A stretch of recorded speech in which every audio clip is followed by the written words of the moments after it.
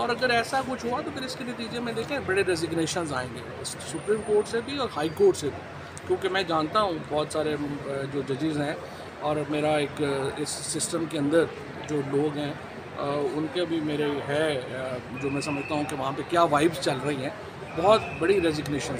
अच्छा फवाद चौधरी साहब, हमने देखा कि एंगेजमेंट की ज़रूरत तो हर वक्त रहती है। हमको मिलिटेंट तो नहीं है ना कि जो बंदूकें उठा के को मारगला की पहाड़ियों पे चले जाएंगे या तोपखाना अपना शुरू कर लेंगे।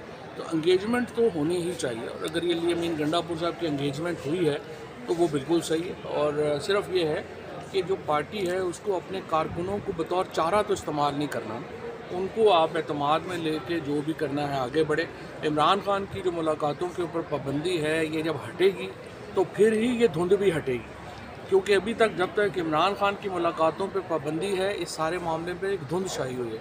तो जब तक वो खान साहब पे पाबंदी हटेगी और वो उनकी बात आएगी फिर ही पता चलेगा कि हकीकत। काफ़ी लैक ऑफ लीडरशिप देखी जा रही है इस एहतजाज के बाद। लीडरशिप बताया जा रहा है कि उस तरीके से काम नहीं कर रही। क्या आपको नहीं लगता खान साहब को फील्डिंग चेंज कर देनी चाहिए? कोई नहीं, लीडरशिप तो है ही नहीं ना, ये तो फिलर्स है, लीडरशिप तो नहीं ना। ये कोई अच्छा यूट्यूबर था वो आ गया है, कोई अच्छा टिकटॉकर था वो आ गया है, तो ये सारे तो अभी फिलर्स हैं, इसका इशू नहीं है। लीडरशिप नहीं है, पीटीआई है और कारकुन है और इमरान खान है। आपने देखा उन्होंने कॉल दी पिंडी में किस किस्म का एहतजाज हुआ, उन्होंने कॉल दी इस्लामाबाद में किस किस्म का एहतजाज हुआ। तो इमरान खान जो कहते हैं वो होता है, दरमियान में कोई ऐसा कैडर नहीं है। अच्छा, इतला है कि इंतजार में पंजोता साहब गंडापुर ने जो 2 दिनों में कहानी सुनाई है उधर असम्बली में, उस कहानी अली अमीन तो जल्दी जो है वो मिलियनर होने वाले हैं, क्योंकि उनकी फिल्म जो है वो तामिल फिल्म ने उन्होंने खरीद ली है प्रोड्यूसर्स ने, अब उस पर फिल्म बनी। इंतजार हुसैन पंजोता साहब इतलाते हैं कि मैंने पहले बात की है। ठीक है सर, आपने कहा कि धुंध छाई हुई है, धुंध जो है वो हट नहीं सकती। तो हम ये भी नहीं कह सकते कि अली अमीन ने कोई अपने तौर पे किया है या जो कुछ भी हुआ है उसके पीछे क्या है, कहानी पूरी सामने तो आने देना। अभी तो ये एक मैं समझता हूँ कि फिल्म में ट्विस्ट है। अच्छा सर, ऐसा किया है वो असल में सीरियस रिफॉर्म की तजावीज़ है जो अभी तक बज़ाहिर लग रहा है मुझे। उसमें उन्होंने कहा है कि फेडरल शरीयत कोर्ट नहीं होनी चाहिए, कॉन्स्टिट्यूशन में आप बेंच बना दें, कॉन्स्टिट्यूशन बेंच बना दें। उसके बाद उन्होंने कहा कि पार्लिमानी कमेटी को और जो जजेस कमेटी है उसको इकट्ठा किया जाना चाहिए, पार्लियामेंट का रोल बढ़ाना चाहिए जजेस की अपॉइंटमेंट में, वो भी बिल्कुल सही बात है। लेकिन बात सही है, जिस तरह अगर ये सब कुछ फ़ायज़ ईसा साहब ने कॉन्स्टिट्यूशन कोर्ट का जज नहीं बनना तो इस गुनाह बेलज़्ज़त का फ़ायदा क्या है, हुकूमत क्यों बनाएगी? तो फिर ऐसे ही चलता रहे। सो मौलाना फजलुर रहमान की तजावीज़ मुझे नहीं लगता कि हुकूमत को पसंद आएंगी, और हुकूमत की तजावीज़ मौलाना साहब को पसंद नहीं आ रही, इसलिए ये कॉन्स्टिट्यूशनल अमेंडमेंट होनी नहीं। जब तक मौलाना फजलुर रहमान इस अमेंडमेंट के ख़िलाफ़ है, मेरा नहीं ख्याल अमेंडमेंट हो सके। और मौलाना फजलुर रहमान को रौंद के जाने की अगर कोशिश की गई तो इस्लामाबाद में आपने देखा है कि पीटीआई ने बगैर लीडरशिप के पूरा इस्लामाबाद जैम कर दिया। अगर मौलाना पीटीआई आपस में मिल गए तो ये तो फिर सारे जो है ना जहाज़ों पे फिर निकलेंगे, उसके बगैर तो नहीं निकलेंगे। गवर्नमेंट आ भी जाती है तो इसका मतलब ये है कि पहले ही आप पाकिस्तान एक सियासी अदम इस्तेहकाम का शिकार है, जहाँ पर पूरा जो पीटीआई जितनी जो बड़ी सियासी क़ुव्वत है उसको इलेक्शन में धांधली से बाहर किया गया, उसके नतीजे में एक सियासी अदम इस्तेहकाम है। अगर आप वकीलों को और जजों को भी एक चाहते हैं कि वो भी तहरीक शुरू करें तो वो तहरीक तो शुरू होनी है। इस्लामाबाद में आपने कन्वेंशन देख लिया है, अब सिंध में कन्वेंशन होने जा रहा है। ये तहरीक लॉयर्स मूवमेंट नहीं रुक सकती इस अमेंडमेंट से। ये इफ्तिखार चौधरी की जो मूवमेंट है वो लोग भूल जाएंगे, ये बहुत बड़ी मूवमेंट होगी। और ये मैं समझता हूँ कि गलत मशवरा दिया गया है हुकूमत को और इस्टेब्लिशमेंट को कि इससे इस्तेहकाम आएगा। सो मेरे ख्याल में आज जो पिटीशंस फाइल हुई हैं उन पर ज़रूरत है कि हाई कोर्ट्स उन पर अमल करें। 8 हफ्ते के लिए ये पटिशन जो है वो फ़िलहाल कॉन्स्टिट्यूशन अमेंडमेंट का मामला रोका जाए, उसके बाद बैठ के डिबेट करके इसको फिर आगे चलें। अमीनुद्दीन खान साहब को चीफ जस्टिस बनाने की कुछ वज़रा सोच रहे हैं, खबरें ऐसी हैं। देखिए, मेरे ख्याल में कोई भी ऑनरेबल आदमी जो मौजूदा है वो तो बनना ही नहीं चाहिए, उसे कॉन्स्टिट्यूशन कोर्ट का ओहदा कबूल ही नहीं करना चाहिए। और अगर ऐसा कुछ हुआ तो फिर इसके नतीजे में देखें बड़े रेजिग्नेशन आएंगे सुप्रीम कोर्ट से भी और हाई कोर्ट से भी, क्योंकि मैं जानता हूँ बहुत सारे जो जजेस हैं और मेरा एक इस सिस्टम के अंदर जो लोग हैं उनके भी मेरे है जो मैं समझता हूँ कि वहाँ पे क्या वाइब्स चल रही हैं, बहुत बड़ी रेजिग्नेशन।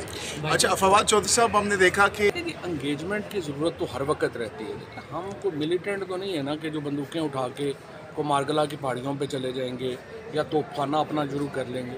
तो एंगेजमेंट तो होनी ही चाहिए, और अगर ये लिए मीन गंडापुर साहब की एंगेजमेंट हुई है तो वो बिल्कुल सही है। और सिर्फ ये है कि जो पार्टी है उसको अपने कारकुनों को बतौर चारा तो इस्तेमाल नहीं करना, उनको आप एतमाद में लेके जो भी करना है आगे बढ़े।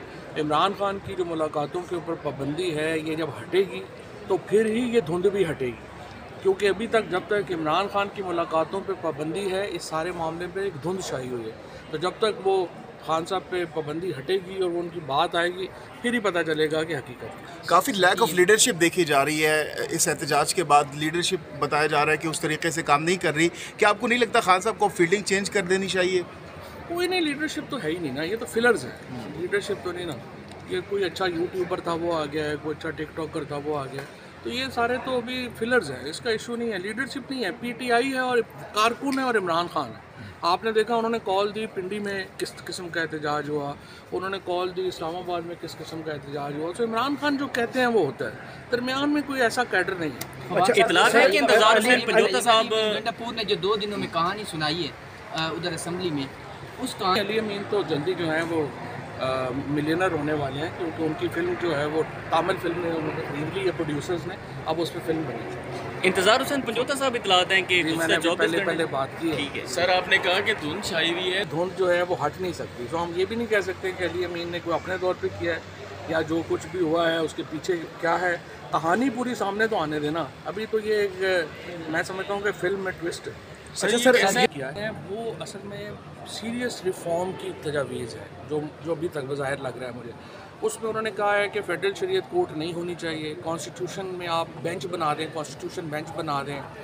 उसके बाद उन्होंने कहा कि पार्लिमानी कमेटी को और जो जजेस कमेटी है उसको इकट्ठा किया जाना चाहिए, पार्लियामेंट का रोल बढ़ाना चाहिए जजेस की अपॉइंटमेंट में, वो भी बिल्कुल सही बात है।